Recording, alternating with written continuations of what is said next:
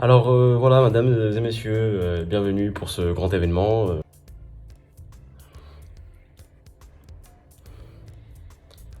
Voilà, aujourd'hui, a priori, nous allons remonter le moteur du 125 YZ. C'est bien ça, monsieur? Euh, ouais, c'est ça, ouais, on va remonter le 125 YZ, hein, enfin le moteur du moins. Ok, génial. Bah, allons-y, hein, c'est parti. Bah, je suis venu avec tous vos fans, ici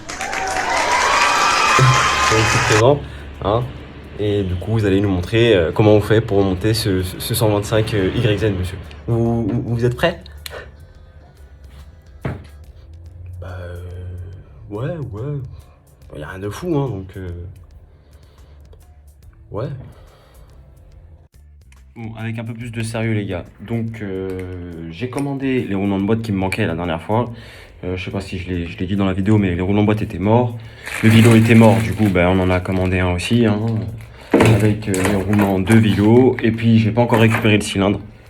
Parce que j'en ai un peu rien à taper en ce moment du cylindre, enfin c'est pas le moment.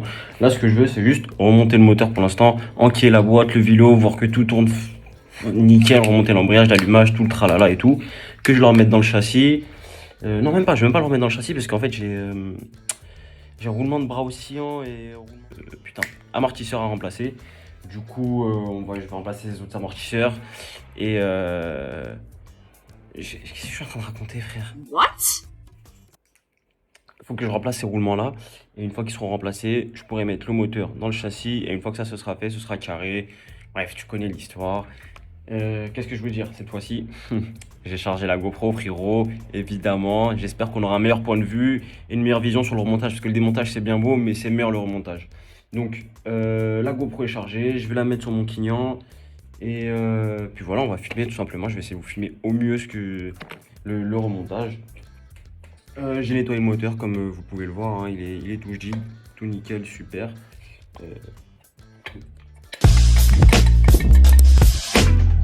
Il est ouvert en deux, super.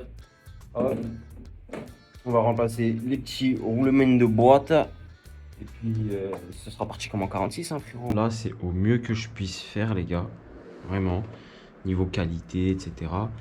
Donc, moi, j'ai nettoyé au préalable les carters. T'as vu? Hop. On va prendre les petits roulements et on va voir comment les placer. Moi, je chauffe pas pour les roulements. Quand je rentre un roulement, certains vont dire ah, tu utilises le marteau.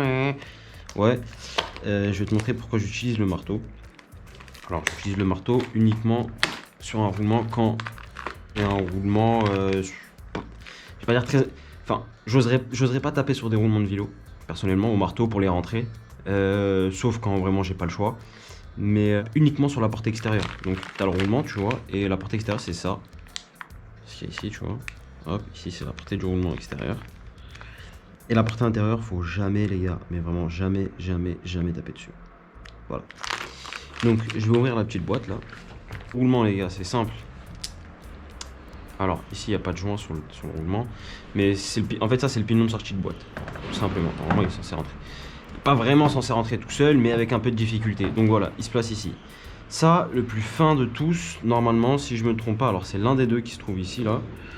C'est le roulement du barillet. Bon, le barillet, lui, prend pas 3000 tours minute dans la gueule au ralenti, on va dire. Donc il n'y a pas vraiment, moi, personnellement, je préconise de pas j'ai pas besoin vraiment de le remplacer. Voilà. Donc celui-ci, il peut aller qu'ici, bien sûr, évidemment. Hop. Lui il va ici, hop, t'as un moyen, donc entre le plus petit et le moyen, il va ici, hop, et le dernier petit roulement qui va ici, voilà. Donc déjà ils ont tous leur place, hop, je vais vous montrer comment moi je fais pour les rentrer.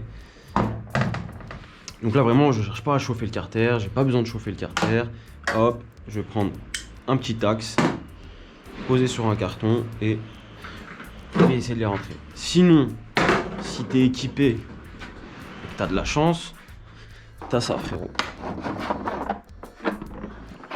Alors cet outil il est magique, pourquoi? Parce que déjà t'as un axe fourni dedans, tu le vises pour pas que ton embout se barre, et ensuite en fonction de la taille du roulement, hop, tu prends le bout ici, tac, et en fonction de la taille du roulement, tu vas venir le rentrer pour uniquement taper sur le roulement et sur sa phase extérieure.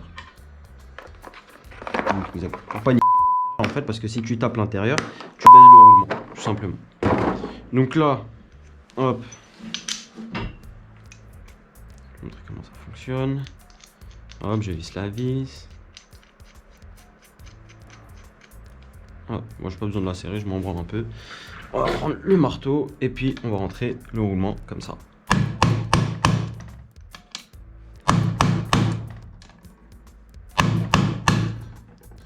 Voilà. Lui aussi il va rentrer comme ça.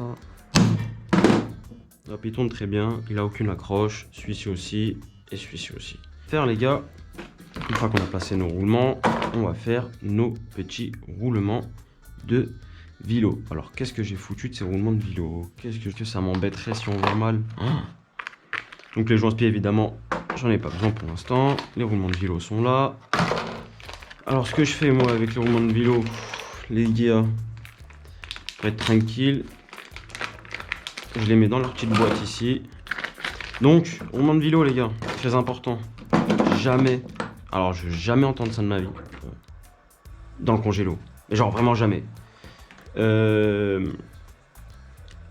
Putain, j'ai oublié de vous expliquer un truc tout à l'heure, c'est vous dire pourquoi est-ce qu'il y a des joints spi d'un côté et qu'il n'y en a pas de l'autre. Alors ouais, ici, là il y a un joint spi, là un joint spi. En fait c'est pour que l'huile ne coule ici, ici, tu vois. En vrai, moi j'aurais retiré les deux. Pourquoi? Parce que l'huile va rentrer et sortir aussi de l'autre côté. Et puis tout ce côté-là doit être lubrifié aussi également. Mais le joint spi se met côté toujours au niveau carter, au niveau des roulements de boîte. Parce que tu seras graissé ici. Et ici, il y aura un total de pièces qui fera que l'huile ne pénétrera pas correctement dans le roulement. Alors que ici, vu qu'il y a toujours de l'huile dans la boîte, vous êtes sûr et quasi sûr à 100% qu'il y a toujours de l'huile qui roulera ici. Qui rentrera ici. Donc voilà pourquoi vous mettez le joint spi côté extérieur et pas intérieur du carter. Donc bref, on en revient à nos petits poussins. Roulement de vélo. Donc je disais, roulement de vélo, jamais, mais jamais, jamais, jamais, jamais dans le congélo. Donc moi je fais ça, hop, allez voir comment je fais. C'est très simple. Il y a 90% de chances de réussite. Je prends un peu d'huile dedans. Hop, j'en verse un peu dans le roulement pour être tranquille, pour être sûr qu'il est bien, tu vois. L'huile, je la récupère tout le temps, elle est jamais abîmée.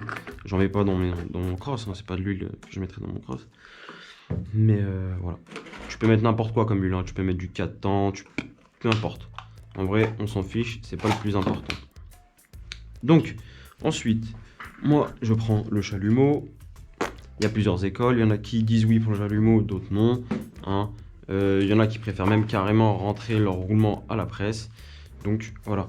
Moi personnellement j'ai pas de presse, alors ce que je fais c'est que je vais chauffer le carter tout simplement. Je vais mettre un chronomètre 5-6 minutes vraiment au max, voilà comme ça. Et je vais tourner autour, comme ça, jusqu'à ce que les 5 minutes soient écoulées et qu'ensuite je rentre mon roulement. Et mon roulement il a un sens, je vous montrerai le sens du roulement de l'huile requin. Voilà un peu comment ça se passe. Donc les gars, voilà, on a bien chauffé. Là, il est 35. Je coupe. Je prends un chiffon parce que c'est chaud. Je pousse le petit morceau. Je pose le carter. Alors voilà, à ce moment-là, à partir de ce moment-là, vous allez prendre votre roulement qui est plein d'huile et vous allez voir que sur le roulement, il y a des petites écritures. Alors les écritures, il n'y en a que d'un côté. Et moi, les écritures, je les mets toujours côté extérieur. Et là, normalement, si Dieu le veut... Non, il l'a pas voulu. C'est pas grave. Comme je vous ai dit, quand j'ai pas le choix, voilà, là ça rentre tout seul. Donc là, j'ai pas eu besoin de taper sur le roulement, sur la cage intérieure. J'ai juste sur l'extérieur. Et là, le roulement est parfaitement bien rentré. Pas de souci. C'est rentré tout seul, les mecs. Donc, hop, je mets en réserve. Comme dirait le grand chef Dumas. Tourne et retourne. Voilà. Tourne et retourne le carter. Hop, tu récupères le deuxième. Il est où? Qu'est-ce que j'en ai foutu? Il est là. Hop là. C'est reparti pour 5 autres minutes de chauffage, les mecs.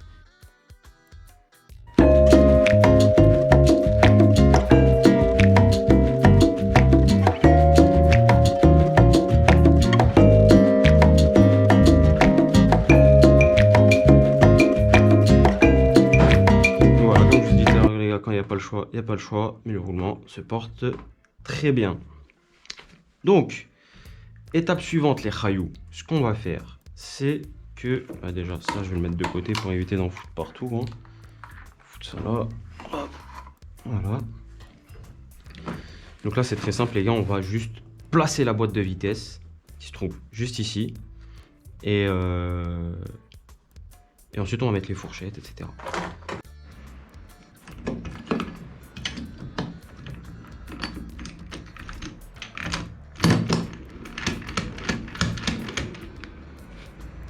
Hop. Bon, j'avoue, j'ai un peu galère. Mais là, hop, on est bien. Ici, c'est bien plat. Il n'y a pas de galère. Je sais plus si on fait ça ou si on fait ça. Non, ça va. Comme ça. Hop. Donc maintenant, place aux fourchettes de boîte. On récupère les axes, les fourchettes. Hop. Nos 3 petites fourchettes. La petite va toute seule. Et on a un grand axe ici. Le petit, le grand. La fourchette de boîte. Une toute petite qui va toute seule. Qui se met de ce côté-là. Et les 2 grandes qui se mettent ici. Donc. Là, j'espère que ça prendra pas autant de temps que tout à l'heure avec la boîte. Il y a du temps à comprendre comment la rentrer. Hop, je nettoie. Je nettoie. Et je nettoie. Donc normalement, si je me trompe pas, la R va au fond.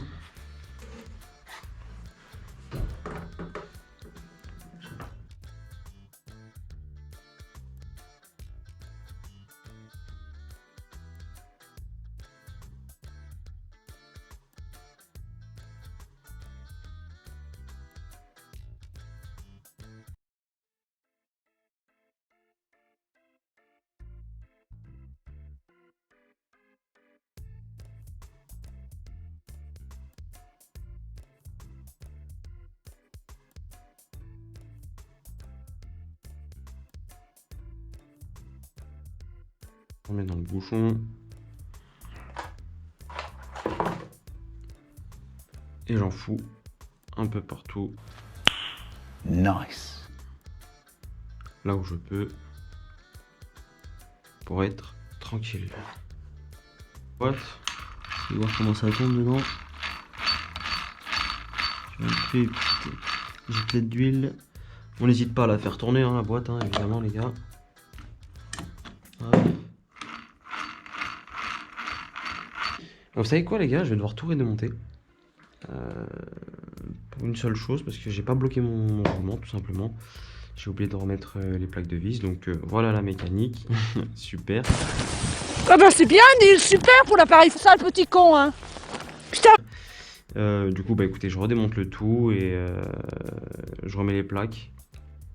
Petites plaques qui bloquent les roulements qui viennent ici, et puis j'en ai oublié, je viens de l'avoir là, donc je redémonte tout, je refais ça bien proprement et on revient sur la boîte. Bon, nous revoilà 5 minutes après, les gars. Hop, je remets les fourchettes de boîte. Et là, tu vas me dire, frérot, c'est quoi la suite? La suite, c'est l'emplacement des vilebrequins dans le orifice de roulement. Vilo tout neuf, regardez-moi comment c'est propre, comment c'est beau, les gars, comment c'est... C'est là, t'es sûr que le truc est équilibré, que tout est carré, que... Tu vois, là, gros, là, il n'est pas possible d'avoir des soucis. Bon, là, on sait que ça va de ce côté, et que au niveau de la queue, ça va du côté allumage. Le côté allumage se trouve de ce côté-là, donc le vilo rentre comme ça, avec ce morceau qui va du côté de la transmission du carter. Donc les gars, moi comme je vous ai dit tout à l'heure, il n'y a pas besoin de chauffer, hein, je ne veux voir personne chauffer, les gars. Donc le vilo est là. On va essayer de le poser sur 2 morceaux de bois. Donc voilà les gars, j'ai trouvé la pâte à joint. Hop, je l'ouvre parce que vu que j'ai plus de bouchon, bah, ça nous fait une petite tétine comme ça là, un petit téton. Je m'y prends. Regardez bien. Parce que les gars, je vais vous le dire. Les mecs qui mettent 3 kilos de pâte à joint là, tu gagnes pas de chevaux frérot. Et t'as pas plus d'étanchéité, t'as pas plus de compression si tu mets 3 kilos. Donc, le but étant de étanchéifier cette surface. Moi, je prends une noisette, petite comme ça, et je tapote. Et tu vas voir qu'avec cette petite noisette, je vais aller loin frérot. Je vais aller loin. Voilà. Vraiment une fine couche. Tu vois? Hop. Je tapote comme ça avec les doigts. Et là, je suis sûr, déjà, de pas me retrouver avec de la pâte à joint dans les roulements. De pas me retrouver avec de la pâte à joint dans la transmission de boîte de vitesse. Tu vois? Hop. Je tapote avec mon doigt comme ça. Et qu'au moins, on a un carter propre au démontage. Et qu'on se retrouve pas avec 3 kilos à gratter avec une putain de lame. Tu vois? Comment je suis là?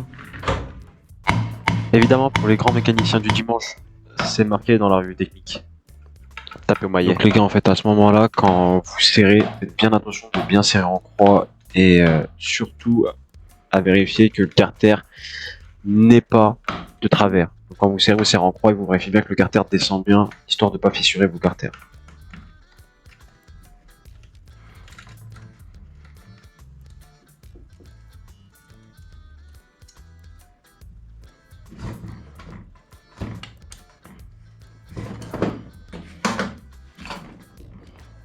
J'ai l'impression que le moteur veut descendre depuis tout à l'heure. Hop, voilà, t'es descendu. Bon, la boîte de vitesse tourne parfaitement les gars. Et maintenant, place au vilos. Donc, moi ce que je fais les gars, pour caler un vilebrequin, un jeu de cale. On va essayer 0,70. Hop, ici ça passe pas, ici ça passe. Donc on sait qu'il faut taper ici. Maintenant, hop, ça passe toujours. Il n'y a pas vraiment besoin de le caler à la perfection, les gars.